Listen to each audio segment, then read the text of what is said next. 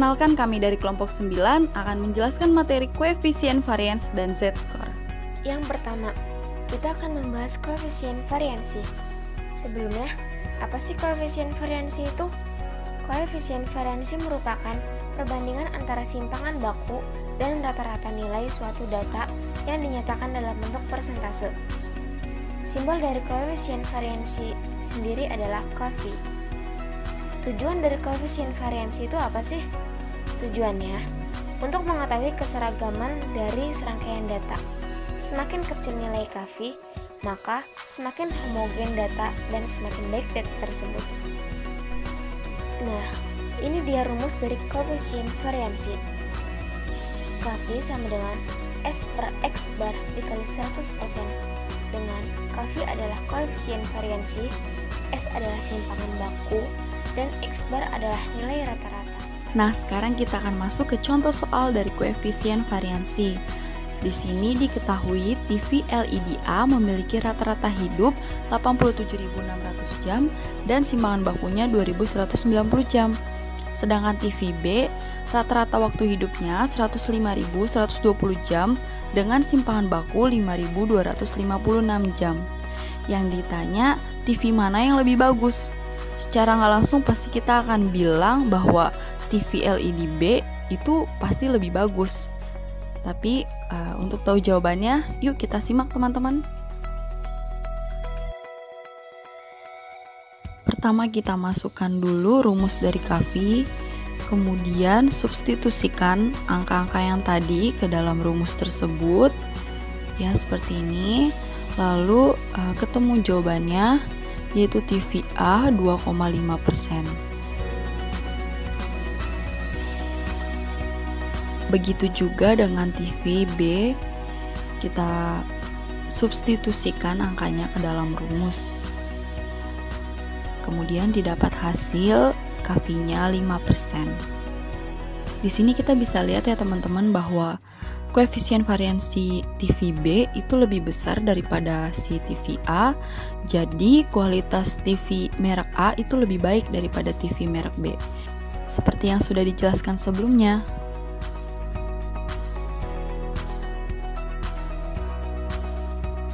Sekarang kita masuk ke contoh soal yang kedua. Di sini Dr. Andus Ezra MBA mengajar mata kuliah Statistika Dasar 2 kelas, yaitu kelas A dan kelas B. Setelah 8 kali pertemuan, diadakan ujian tengah semester atau yang biasa disebut UTS.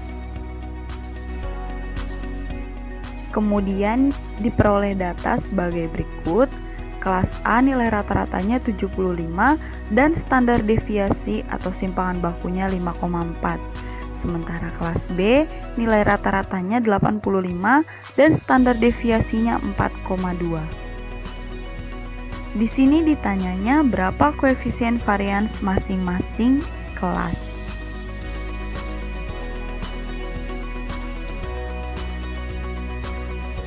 Yang pertama kita akan hitung koefisien varians dari kelas A.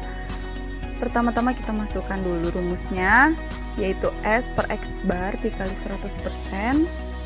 Kemudian substitusikan angka yang tadi ada dalam data, yaitu 5,4 per 75 dikali 100%.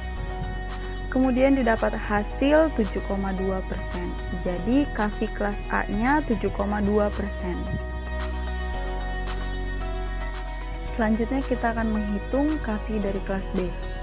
Seperti biasa, kita tulis dulu rumusnya, yaitu S per X bar dikali 100%. Kemudian kita substitusikan data dari kelas B tadi, yaitu 4,2 per 85 dikali 100%. Dan didapat hasilnya kofi dari kelas B yaitu 4,94%. Jadi kesimpulannya, koefisien variansi dari kelas A yaitu 7,2% dan koefisien variansi dari kelas B yaitu 4,94%.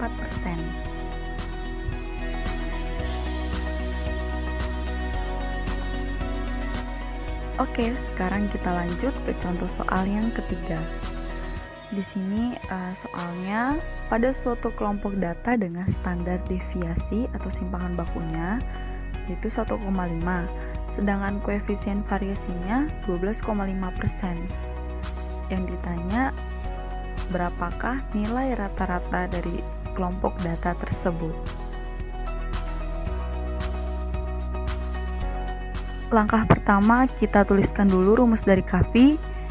Setelah itu, kita substitusikan nilai dari CAFI yaitu 12,5% dan juga substitusikan nilai dari standar deviasi yaitu 1,5.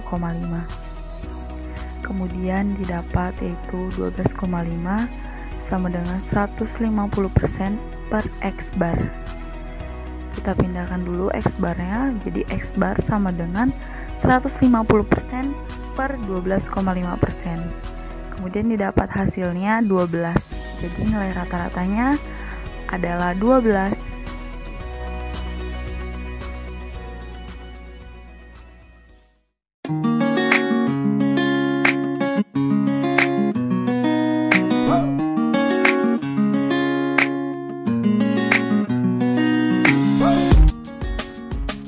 Oke teman-teman, kita akan lanjut ke materi berikutnya. Kita akan membahas tentang angka baku atau standar skor atau biasa dilambangkan dengan Z-score. Z-score ini ialah bilangan yang menunjukkan tingkat data penyimpangan dari min atau rata-rata dalam satuan standar deviasi, atau seberapa jauh suatu nilai tersebut yang menyimpang dari rata-rata dengan satuan deviasi. Kita juga harus mengetahui fungsi dari angka baku atau standar skor ini. Apa sih fungsinya? Fungsinya itu antara lain untuk mengamati perubahan nilai kenaikan, nilai penurunan variabel atau gejala yang ada dari minnya atau rata-rata, dan untuk menaikkan atau mengubah data ordinal menjadi data interval dengan jalan mengubah skor mentah menjadi skor baku. Artinya, semakin kecil angka bakunya, semakin kecil juga perubahan variabel tersebut dari nilai minnya atau rata-rata. Sebaliknya, semakin besar angka bakunya, semakin besar juga perubahan angka baku dari nilai rata-ratanya. Sehingga kita dapat rumuskan Z-score sama dengan X dikurang X bar per S, di mana Z-score ini adalah angka baku, X ini adalah nilai variabel, X bar ini adalah rata-rata atau min, dan S adalah standar deviasi.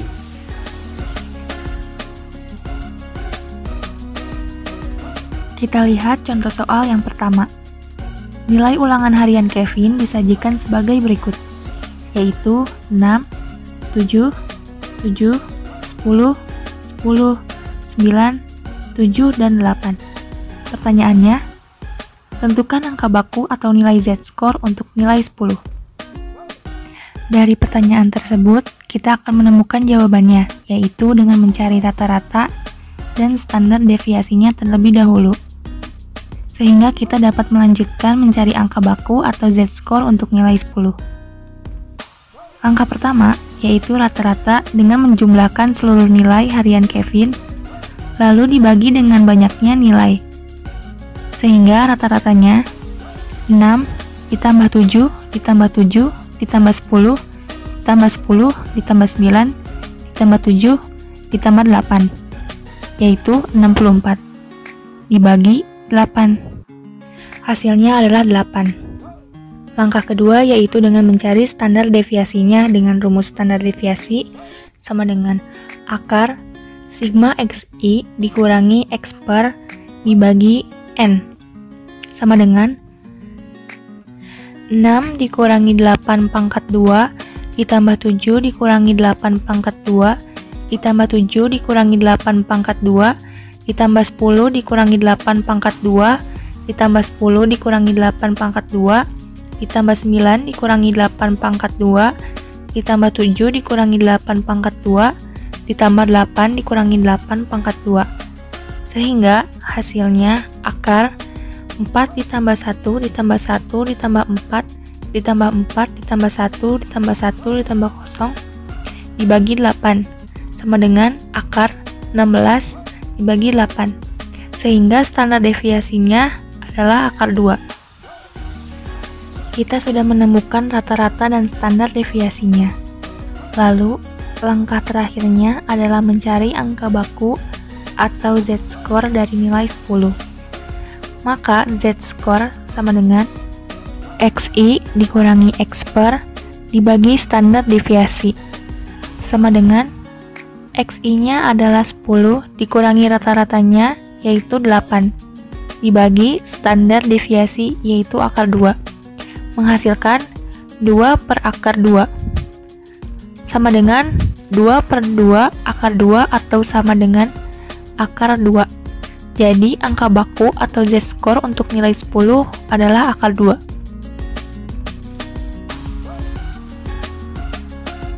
Contoh soal yang kedua, Fatimah mahasiswa STIA mengambil 5 mata kuliah dengan nilai prestasi UTS dan rata-rata kelas sebagai berikut. Berdasarkan kelima nilai di atas, mana yang lebih baik diperoleh oleh Fatimah? Kalau dilihat dari besar nilainya, matematika yang paling baik derajatnya yaitu 100 lebih besar dari nilai statistika 95. Tetapi, kalau dinilai secara relatif dibanding dengan rata-ratanya, maka harus dihitung angka bakunya, yaitu kita dapat nilai z-score bahasa Inggrisnya itu sama dengan 2, nilai matematikanya itu 3, hukum tata negaranya itu sama dengan 2, manajemen SDM-nya itu 1, dan juga yang terakhir ada nilai statistika sama dengan 5. Berdasarkan kelima nilai tersebut, yang lebih baik ialah statistika, atau kedudukan nilai statistika lebih tinggi daripada nilai keempat mata kuliah di atas. Dalam penggunaan bilangan Z, sering diubah menjadi distribusi baru atau model baru yang mempunyai X-bar dan standar deviasi yang sudah ditentukan. Bilangan yang diperoleh dengan cara ini disebut bilangan baku atau bilangan standar, dengan X-bar dan S ditulis dengan rumus sebagai berikut. Z-score sama dengan X-bar O plus SO dalam kurung X min X-bar per S. Dengan keterangan, Z-score itu angka baku, X itu nilai variabel, X-bar O itu min yang sudah ditentukan, SO-nya standar deviasi yang sudah ditentukan, S-nya itu standar deviasi, dan X-bar-nya itu rata-rata. Jika contoh soal tadi kita masukkan ke dalam angka baku dengan rata-rata 100 dan standar deviasi 15, maka angka baku untuk mata kuliah bahasa Inggris 130, statistika 175, manajemen SDM 115, hukum tata negara 130, dan yang terakhir matematika 145. Jadi nilai mata kuliah yang diperoleh paling baik oleh Fatimah adalah statistika.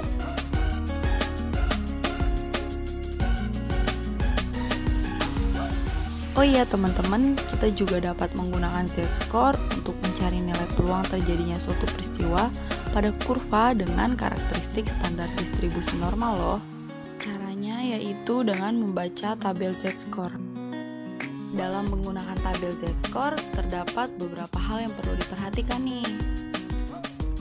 Yang pertama, tabel z-score ini dia digunakan hanya untuk standar distribusi normal dengan rata-ratanya itu 0 dan standar deviasinya itu 1. Yang kedua, masing-masing nilai di dalam tabel merupakan area kumulatif dari arah sebelah kiri sampai dengan sumbu vertikal suatu nilai Z.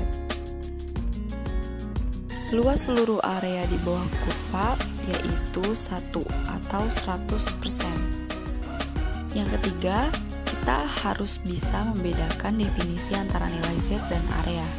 Z-score adalah jarak di sepanjang sumbu horizontal dari standar distribusi normal, ditunjukkan oleh angka di kolom paling kiri dan baris paling atas pada tabel Z-score. Sementara area adalah suatu wilayah di bawah kurva, ditunjukkan oleh nilai yang berada pada badan tabel. Yang keempat, kolom paling kiri pada tabel menunjukkan angka nilai Z sampai dengan 1 digit di belakang koma, sedangkan baris paling atas pada tabel menunjukkan digit kedua di belakang koma. Sebagai contoh, apabila menurut perhitungan kita menemukan Z-score dengan nilai 1,48, maka kita terlebih dahulu mencari nilai 1,4 pada kolom paling kiri di tabel dan menarik sumbu horizontal. Kemudian kita mencari nilai 0,08 pada baris paling atas di tabel dan menarik sumbu vertikal.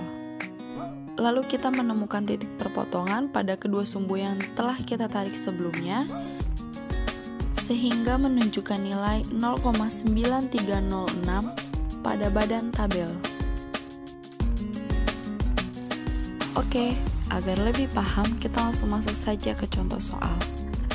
Jika diketahui sebaran nilai statistik dari 1000 orang mahasiswa Unsika dalam 3 tahun terakhir berdistribusi normal dengan nilai rata-rata 80 dan simpangan baku 10, maka hitunglah peluang dan jumlah mahasiswa yang mendapat nilai lebih kecil dari 65. Pertama, kita cari dahulu nilai dari Z-score-nya, yaitu 65 dikurang 80 dibagi 10 sama dengan min 1,5. Setelah diketahui nilai Z-nya, kita akan mencari peluang nilai Z dengan mencari luas area dari titik di sebelah kiri nilai Z. Kemudian kita akan mencari luas area dari cara yang sudah dijelaskan tadi.